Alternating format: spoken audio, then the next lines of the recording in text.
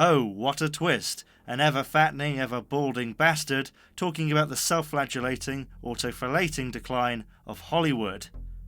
It's as an aside. It's not Monday, but give me a break. Monday was New Year's Day, and I was busy squeezing the custard out of my veins. Anyway, this time, largely using the Jumanji Welcome to the Jungle film as an example, I'm somewhat rhetorically asking, what's the point of remakes, reboots, sequels, and rip-offs? None. Money. See you next time. 2018 is the year we get a new Scarface film, a remake of a remake I suppose. A new Predator film, confusingly called The Predator. A Star Wars spin-off just about Han Solo. A film just called Tomb Raider, that is a reboot of another film, but also shares its name with at least 2 video games. 3 if you count the Game Boy Color game. It's a reboot adaptation that's based on a video game that's been rebooted.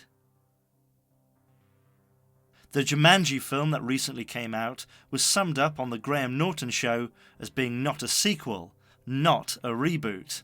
This isn't a remake, it isn't a sequel, this is a kind of standalone movie about the game.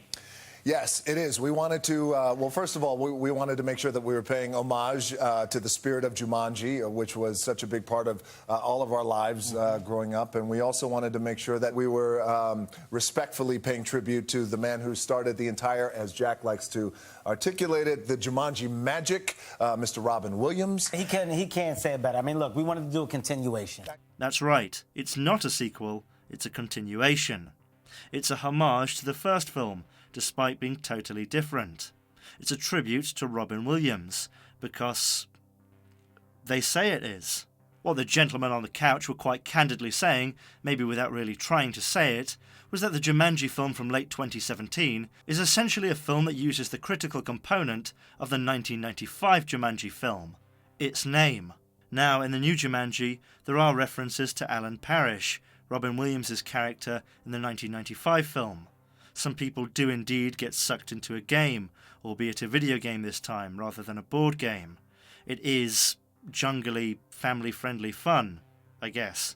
But that's really where the similarities end. The contrivance for these characters existing, that some teenagers get sucked into a magical Atari Jaguar, could just as well be anything. It might as well be a parallel universe, or a curse, or a dream, or Saddam Hussein's Stargate.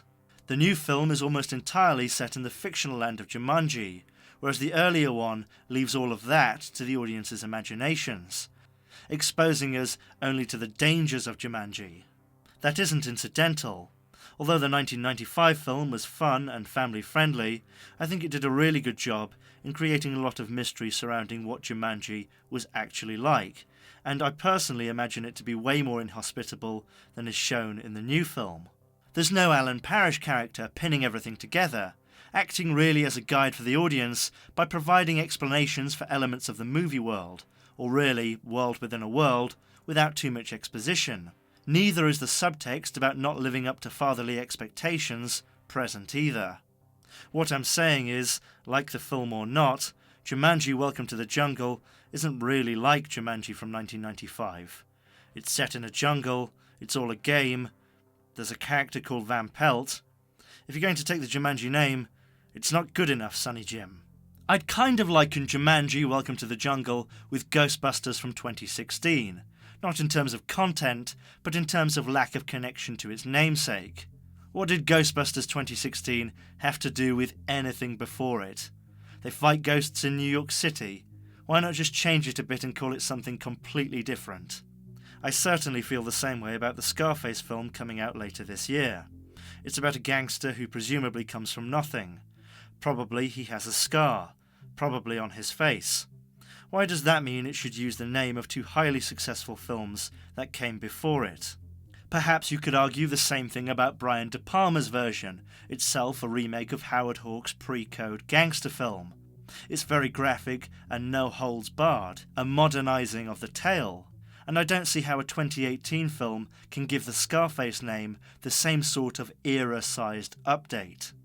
Or really live up to a gangster classic. I mean, what's next? A remake of Casino? Because there are plenty of gangster films set in and around casinos that don't feel the need to be called Casino or Casino 2, and don't feel the need to be part of the Casino universe. By the way, if you're looking for a film to watch tonight, I recommend Casino. You sure? I'm positive. I'm a little confused. My point is with the Scarface film, with Ghostbusters 2016, with the new Jumanji, with Ocean's 8 that's coming out later this year, is that these films really could be their own thing, and they really are. They're just trading on the names of previous successes. The worst thing is, in terms of reboots, remakes and sequels, this is about as creative as it all gets. What else is there? Another Mission Impossible? Another 50 Shades film? Tomb Raider yet again? The Predator? Why not just make a film about people being hunted by a superior alien? It's not an idea exclusive to that series. Obviously, this is lazy, and as I've said before, I think it's quite short-sighted. It really comes down to the fact that these things are still profitable. Pacific Rim did very well in China, and Jumanji has made more than 3 times its production budget back. I think what's worrying, or at least above the pins and needles level on the aggravation scale, is that there is a clear fatigue to these incessant sequels and redoings. There has been since before The Thing from 2011. In fact, I think for a generation, remakes especially have been met with a bit of a collective groan. Hollywood just doesn't care that a portion of movie lovers are crying out for new ideas. But probably, hopefully, you can only make Spider-Man so many times. And then what? Well, I suppose we could just remake Pulp Fiction, make a run-of-the-mill, painfully uninspired political drama and call it Citizen Kane. Remake 50 First Dates and call it Groundhog Day 2020. Make Paths of Glory 2, trench this. Whatever. Join me next time where I'll be talking about Disney's tightening stranglehold on the entertainment industry, assuming of course that between now and then this platform isn't bought out by them, or that I'm not disappeared. So, see you next time, I hope. Now anyone asks, you didn't get this here.